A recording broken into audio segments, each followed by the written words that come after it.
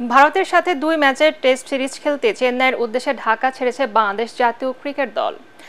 England থেকে সরাসরি দলের সঙ্গে যোগ দেবেন সাকিব আল হাসান।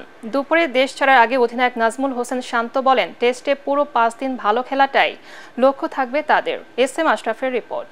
250-টিরও বেশি ডিজাইন অপশন নিয়ে ওয়ালটন স্মার্ট ফ্রিজ, বোঝে আপনার প্রয়োজন।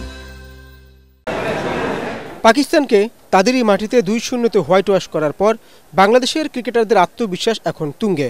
প্রতিপক্ষ যত শক্তিশালী হোক, তাদের চ্যালেঞ্জ জানানোর মতো সামর্থ্য যে এই দলের রয়েছে তা নিয়ে সংশয় নেই টাইগারদের। দেশ ছাড়ার আগে অধিনায়ক নাজমুল হোসেন শান্ত বললেন, প্রতিটি সেশনে ভালো খেলাটাই গুরুত্বপূর্ণ। রেজাল্টটা হয়তো 5 দিন পরে লাস্ট সেশনে যাই হয়। সো আমরা যদি 5টা দিন ভালো ক্রিকেট খেলতে পারি, লাস্ট সেশনে আসলে তখন একটা সুযোগ থাকে যে কোন দল জিতবে।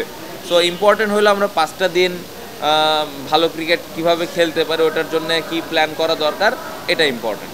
যদিও অভিজ্ঞতায় বাংলাদেশের চেয়ে অনেক এগিয়ে রোহিত শর্মার দল।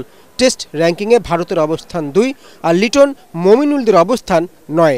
বাড়তি কনফিডেন্স তো দলের মধ্যে আছে, ইভেন পুরা দেশের মানুষের মধ্যেই আছে। বাট প্রত্যেকটা সিরিজে একটা অপরচুনিটি। আমরা 2টা ম্যাচই জেতার জন্য খেলবো এবং জেতার জন্য যে জিনিসগুলো ইম্পর্টেন্ট, প্রসেসটা ইম্পর্টেন্ট। সো আমাদের লক্ষ্য ওটাই থাকবে যে আমাদের কাজটা আমরা ঠিকমতো করতে পারছি কিনা। সো আমরা যদি আমাদের কাজটা ঠিকমতো করতে পারি, অবশ্যই ভালো রেজাল্ট সম্ভব, but it is going to be very challenging. 19 September প্রথম টেস্ট চেন্নাইয়ে আর 27 সেপ্টেম্বর দ্বিতীয় টেস্টে কানপুরে মুখোমুখি হবে দুদল। S M Ashraf, ATN Bangla, Dhaka.